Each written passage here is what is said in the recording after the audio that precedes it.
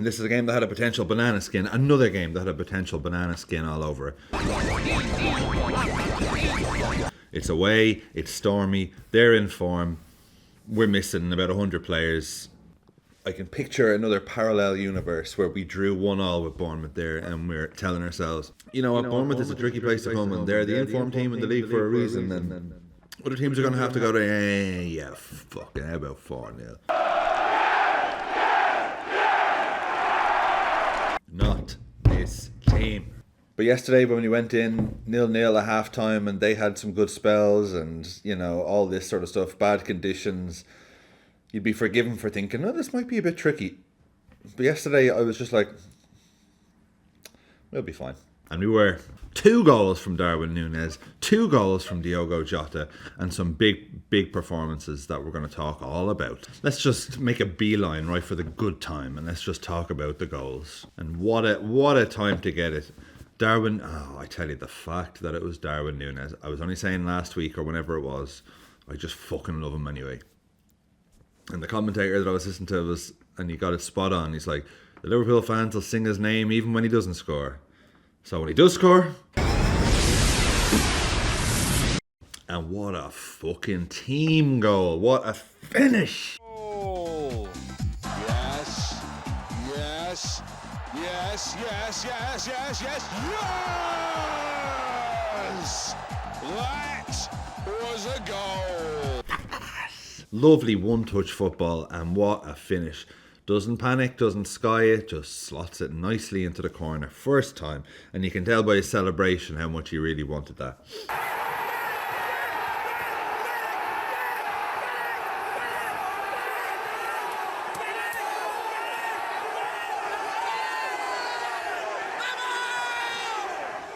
I tell you, Darwin Nunez, when he doesn't have time to overthink, is the greatest finisher in the history of the game. Okay? God, I look tired. I love Liverpool so much that I am willing to wake up at 5:30 a.m. on a Monday morning to get in to work early and record this. Like when I'm at home and I'm chatting to my, let's just say wife, I don't like saying fiance. Like Liverpool, for example, will win 4-0 and I'll be like, listen, can I just talk at you for 30 seconds? Just nod and be like, oh, that's very good. Whereas now, I don't have a time limit here. And you guys actually enjoy listening to Liverpool-related things. So where were we? Okay, so Nunez, greatest finisher in the history of the game. Then he's involved again in the second. That finish from Jota. Oh, like we all know that a ball hitting the post and going in is very aesthetically pleasing. I think we can all agree on that. But there's something about the ball going in off the inside post, and especially when it's absolutely fired in, you're just kind of like, you don't know where it is. Right? Right? Right? Swat! That was liquid football! I was seeing it in conversation yesterday that is he the best finisher in the team? Quite likely. Jota is one of these, he's almost the anti-Nunez in that, like, Jota's finishing. If you could combine Jota and Nunez together, whereas like Jota's the finishing, and he obviously his teamwork is great, and he does loads for the team. I think Nunez does more in that category for the team. Like that's why there's a big thing about Nunez of like, oh, his XG and all the shots he misses. That's because he gets the shots. He gets more shots than anyone because of the way he plays. If you put Jota's finishing onto Nunez, he's the best player in the world. Yeah, I'll have that. Anyway, but that's quite disrespectful to Jota in general because Jota himself doesn't need melding with anyone. Then he goes and does it again. And another! And what I love about Jota's goal here is that it's like, so like he mishits it the first time, so it's kind of like, oops, let me just fucking get in there, yeah, fucking. And I was watching it, and I had my baby beside me in the room, so I'm like, fucking yes, high five. But I loved it. And then Nunez. I mean, this is one of the most Darwin Nunez goals. The cross from Gomez is fantastic. Nunez was calling for it. Joey Go gave it to him, and the finish.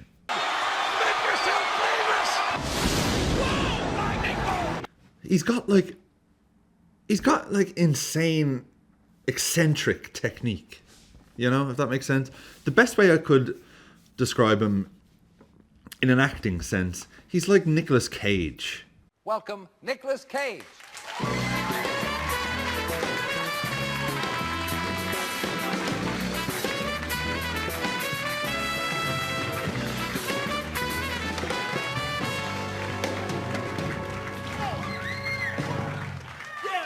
In that, like, he's chaotic, and to the idiots, you would think, like, he's terrible. But then you watch him on the podcast, by the way. I have a movie podcast. It's called What's So Great About, where we did a whole Nicolas Cage series. And what I got from that, slight tangent here, and what I got from that was, you know what? He's actually got his own method, his own process that nobody else can emulate. You know, because at the start I'm like, is he a genius? Or is he just shit or insane? So yeah, I feel like Nunez is like the footballing equivalent of Nicolas Cage. And I mean that in the highest possible regard, because I'm a Nick Cage fan. So fucking made up for him, though. I just wanted a game like this where it's just like, can we just have Nunez just get a brace? And all of this is with essentially kids. Like, you look at our options in midfield last year, injuries aside, you have Milner, Keita, Ox, Henderson, Fabinho. I mean, they're all gone. We had them all last year. They're all gone. And now we have a midfield with Elliott, with Jones, with Bradley at right back, Gomez at left back. Man, Klopp is a good manager. He's actually all right, isn't he? Anyway, enough beating around the bush. Let's talk business. Let's talk Alexis Mac Allister. Fucking hell. You son of a bitch. I think this was his best performance in a Liverpool shirt. He was everywhere. He did everything. Recoveries, passes, interceptions. He did everything. If I can't find the copyright in the edit, this is the gist of it. This guy is good. I love it. And he was playing like an absolute number 6 as well. I think he can play a 6, he can play an 8, he can play a 10 if he wants to. I don't know how else I can say it. I thought he was brilliant. A word on the defence. Konate and Van Dijk.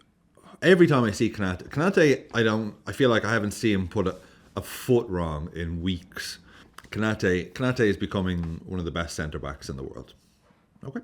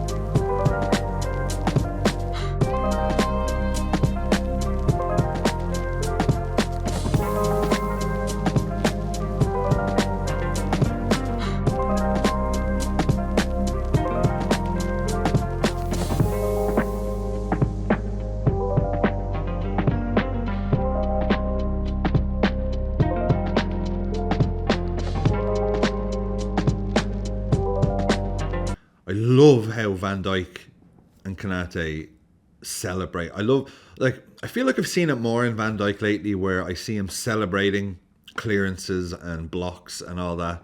Like, he had a nice chest bump with Ibu yesterday. I was like, yes. Van Dijk, in particular this year, has been the reason why Liverpool are where we are. We need that foundation at the back. We didn't really have it last year. He admitted that himself. I think Van Dijk's form this year, that's the big thick part of the triangle, and then you get the skinnier parts going up. You get it. You get what I mean. Is Van Dijk and Konate our best centre back pairing in 10 years, 20 years? Also, a word for Conor Bradley, bags himself an assist. And we still have Trent, Szoboszlai, Robertson. Thiago and Bajcetic are apparently back in Feb. We'll see. And you've got Salah coming back. Oh, well, lots of luck. And Diaz is definitely getting back to his best. I thought it was a foul on him. Maybe yellow, red. You could see. Certainly a foul though. And it looked, dare I say, worse than Curtis Jones, where he got a red card for. Just depends on what ref you get and what the flavour of the week rule-wise is. A few weeks ago it was dissent. A few weeks before that it was the rolling over the ball, red cards. What'll it be next week? We're seeing some terrible decisions. But hey, at least we're not paying. Oh wait, we're paying through the fucking nose for sport. Well, not me personally, but a guy I know. My good mate Andy hooked us up with his Sky Go. Game changer. Fucking game changer. I would highly recommend getting a mate who has Sky Go and then stealing it off them. Anyway, before we go, let's have a quick check on the Fantasy FPL. And again, if you want to join, in first place, Secrets and Soboslais. Hey, oh, bada bing over here, number 2, huh? Big shot. And Project Zeus in third place. So well done, folks. That put it in H keyring is on its way, if you maintain it and stay there. So on Wednesday we play Fulham for the 17th time this season in the semi-final second leg of the prestigious Carabao Cup before we are at home to Norwich on Sunday. So 2 very good fixtures coming up. Give it an L, like and subscribe if you enjoyed this. Again, if you want to check out my other podcast, the link is in the description. And if you want to throw us a little tip, I have a Ko-fi or a Ko-fi link. I don't know how you pronounce it. How do you pronounce it? Also in the description. No pressure. Anyway, I'm back on Thursday probably to chat about Liverpool's trip to Fulham and see, are we Carabao Cup finalists yet again? Up the fucking Reds. Have a great week.